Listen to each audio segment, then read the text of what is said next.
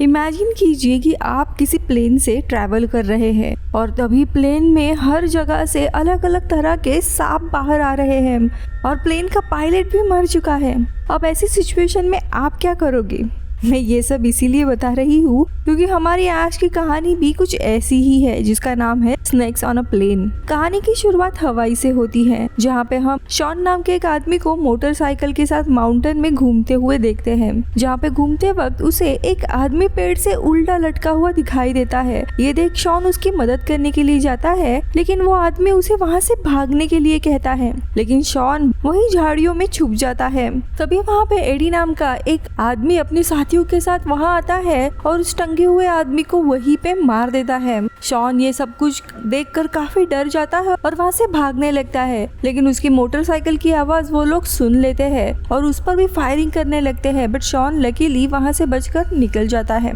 अब शॉन अपने घर पे आकर न्यूज देखता है तो उसे पता चलता है जिस आदमी को उसने मारते हुए देखा वो एक बहुत ही बड़ा ड्रग डीलर है जिसका नाम एडी किम है और वो बहुत ही खतरनाक है जो क्राइम करने के बाद सारे सबूत मिटा देता है, इसीलिए पुलिस भी आज तक उसे पकड़ नहीं पाई। अब शॉन ये न्यूज देख ही रहा था कि तभी उसको अपने घर के बाहर किसी के होने का एहसास होता है और जब वो चेक करता है तो वहाँ पे किम के भेजे हुए ही लोग होते हैं जो उसे मारने के लिए आए थे। अब शॉन वहाँ से निकलने की कोशिश करता है, लेकिन तभी FBI एजेंट नेविल फ्लिन आते हैं जो शॉन को उन लोगों से बचाकर अपने ऑफिस लेके जाते हैं जहाँ पे फ्लिन का एक साथी जॉन भी होता है। ये दोनों शॉन से उनके साथ लॉस एंजलिस में आके किम के खिलाफ गवाही देने के लिए कहते हैं, जिस पर शॉन पहले तो मना करता है क्योंकि वो इन सारी चीजों में नहीं पड़ना चाहता था, लेकिन जब फ्लैन उसे बताते हैं कि अभी तो किम हमारी कस्टडी में है, लेकिन अगर तुमने उसके खिलाफ कोई भी गवाही नहीं दी तो वो पक्का बाहर आकर तुम्हें मार देगा। अब ये जानकर शॉन उसकी बात मानता है और उनके साथ लॉस एंजलिस जाने की तैयारी करता है। वहीं दूसरी तरफ हम एयरपोर्ट पे एक आदमी को वहाँ रखी हुई मालाओं पर कुछ स्प्रे करते हुए देखते हैं, जो बाद में ये मालाएं प्लेन के पैसेंजर को पहनाई जाती है। अब इस प्लेन के captain Sam air hostess Clara को बताते हैं कि FBI की एक टीम एक खास आदमी को यहाँ से लॉस एंजलिस लेकर जा रहे हैं, इसलिए प्लेन का फर्स्ट क्लास सेक्शन सिर्फ उनके लिए ही होगा और तुम्हें ये फर्स्ट क्लास के सारे पैसेंजर्स को ये बात बतानी होगी। अब जब क्लेयर पैसेंजर को ये बात बताती है कि उन्हें फर्स्ट क्लास की जगह अब इकोनॉमी में सफर करना है तो काफी सारे लोग इस बात से गुस्सा होते हैं। अब देखते देखते फ्लाइट में सारे लोग आ चुके थे, जिनमें कर्टिस और टॉमी नाम के 2 बच्चे भी होते हैं जो पहली बार अकेले प्लेन में सफर कर रहे थे। वही शॉन टिफनी नाम की लड़की के साथ फ्लर्ट कर रहा था और टिफनी शॉन से पूछती है कि तुमने आखिर ऐसा क्या किया कि तुम्हें FBI इतनी स्पेशल ट्रीटमेंट से लेके जा रही है। तो शॉन कहता है कि वो किम के खिलाफ गवाही दे रहा है, लेकिन ये सुनते ही टिफनी थोड़ा घबरा जाती है और उससे दूर रहती है। क्लेरेंस नाम का एक रैपर अपने 2 बॉडीगार्ड ट्रॉय और लेरॉय के साथ होता है। अब ये सब कुछ चल ही रहा था कि इसी दरम्यान प्लेन के लगेज रूम में हम एक बॉक्स देखते हैं जिस पर एक पर्टिकुलर टाइमर लगा हुआ था और जैसे ही उसका टाइमर खत्म होता है वो बॉक्स ओपन हो जाता है और उसमें से काफी सारे सांप बाहर आ जाते हैं और उन्हीं में से एक सांप के कारण प्लेन के सिस्टम में खराबी आ जाती है। इसे सही करने के लिए कैप्टन सैम नीचे जाते हैं जहाँ पे एक स्नेक उनके ऊपर ही हमला कर देता है और उनकी वहीं पे मौत हो जाती है। अब सैम के बहुत देर तक वापस ना आने की वजह से उसका को पायलट रिक उसे देखने नीचे जाता है तो उसे वहाँ पे सैम की डेड बॉडी मिलती है और उसे लगता है कि हार्ट अटैक के कारण सैम की मौत हुई है। वही एक कपल वॉशरूम में इंटीमेट हो रहे थे, तभी स्नेक नल के पाइप से आकर उनके ऊपर अटैक कर देते हैं और उनकी वही मौत हो जाती है। इसी तरह दूसरे वॉशरूम में भी स्नेक एक आदमी को मार देता है और अब धीरे धीरे स्नेक्स इकोनॉमिक क्लास में पहुंच गए थे, लेकिन वहाँ पे किसी को भी उनके होने की भनक नहीं थी। वहाँ पे डाली हुई मालाओं के कारण काफी अग्रेसिव होने लगता है और यहाँ पे हमें पता चलता है कि जो ड्रग डीलर किम था उसी ने वो स्नेक का डब्बा प्लेन में रखवाया था और मालाओं पर स्प्रे भी उसी ने करवाया था ताकि जिससे स्नेक्स और भी ट्रिगर हो और सारे पैसेंजर्स पे हमला करे और उसी में शॉन भी मारा जाए। वही दूसरी तरफ रिक को उसकी कैबिन में एक स्नेक दिखाई देता है जिसे मारते वक्त वो गलती से कुछ बटन्स भी दबा देता है जिससे सभी पैसेंजर के पास ऑक्सीजन मास्क के साथ बहुत सारे स्नेक्स भी गिरने लगते हैं। अब सारे पैसेंजर्स में भगदड़ मच जाती है और स्नेक्स कुछ लोगों पर हमला कर उन्हें मार देते हैं। अब लोगों की आवाज सुन के फ्लिन और जॉन के साथ शॉन भी नीचे आने लगता है, लेकिन फ्लिन शॉन को रोककर ऊपर ही रहने के लिए कहता है। अब नीचे आने पर जॉन को स्नेक्स काट लेता है, इसीलिए फ्लिन अकेले ही लोगों की मदद करने के लिए जाता है और सारे पैसेंजर से कहता है कि उन्हें अपने और स्नेक्स के बीच में एक बैरियर बनाना होगा ताकि स्नेक्स एक तरफ रहे और हम सारे लोग एक जगह रहे। अब सभी लोग अपने लगेज की मदद से एक बैरियर बना लेते हैं, लेकिन तभी ग्रेस को किसी बच्चे की रोने की आवाज सुनाई देती है, जिसे बचाने के लिए वो बैरियर से बाहर आती है। वो देखती है कि वो बच्चा स्नेक्स के बीच में ही बैठा था। ग्रेस बड़ी मुश्किल से उस बच्चे को तो बचाकर वापस लेके आती है, लेकिन इसी बीच में उसे एक सांप काट लेता है, जिससे उसकी हालत बिगड़ने लगती है। अब यहाँ हम देखते हैं जॉन की मौत हो चुकी थी, जिसके चलते फ्लिन काफी दुखी होता है, लेकिन वो फिर अपने आप को संभाल कर अपने साथी एजेंट हेनरी को कॉल करता है और उसे सारी बात बताता है। हेनरी भी बिना टाइम वेस्ट किए उसकी बात एक स्नेक स्पेशलिस्ट डॉक्टर प्राइस से करवाता है, जहाँ पे फ्लिन उसे बताता है कि प्लेन में एक नहीं बल्कि अलग अलग टाइप के स्नेक्स है, जिसे सुनकर डॉक्टर प्राइस कहते हैं वो तभी एंटीडोट बना सकते हैं जब उन्हें पता होगा कि प्लेन में कितने टाइप के अलग अलग सांप है। इसीलिए फ्लिन पहले सारे मरे हुए सांपों की फोटो निकालता है और उन्हें भेजता है।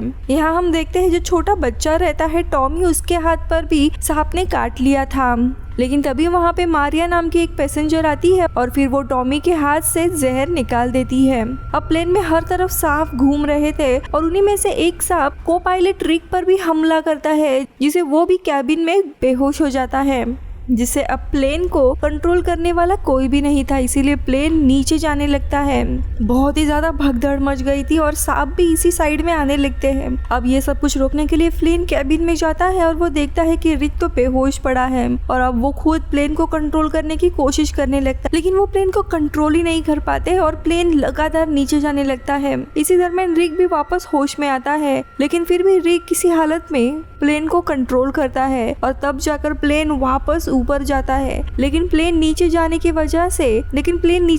वजह से बैरियर टूट चुका था और वापस से सांप इनके ऊपर हमला करने लगते हैं, जिनसे बचने के लिए वो लोग ऊपर फर्स्ट क्लास की तरफ जाने लगते हैं। लेकिन सारे लोग एक साथ चढ़ने की वजह से सारे स्टेयर्स भी टूट जाते हैं कि तभी वहाँ पे एक बहुत ही बड़ा सांप एनाकोंडा आता है और एक पैसेंजर पर हमला कर उसे जिंदा ही निगल लेता है। ये देखकर सभी लोगों में भगदड़ मच जाती है। सब लोग जोर जोर से चीखने लगते हैं और कैसे तैसे ऊपर आने का रास्ता प्लेन में ही रखी राफ्ट की मदद से बंद कर देते हैं। वही प्लेन का एयर सिस्टम भी अब खराब हो चुका था, जिसके कारण लोगों को तो गर्मी हो ही रही थी, लेकिन ऑक्सीजन की मात्रा भी कम होने लगती है और यहाँ लोगों का मनोबल बहुत ही डूबने लगता है। और क्लेरेंस को हम देखते हैं जो फ्रस्ट्रेशन में फ्लिन की गन लेकर सबको मारने की धमकी देने लगता है, लेकिन काफी चालाकी से फ्लिन उससे अपनी गन वापस मांगता है और उसे समझाता है कि वो जो भी कुछ कर रहा है सारे पैसेंजर्स की सेफ्टी के लिए ही कर रहा है। थोड़े समय के बाद फ्लिन रिक के पास जाता है, जहाँ पे रिक बताता है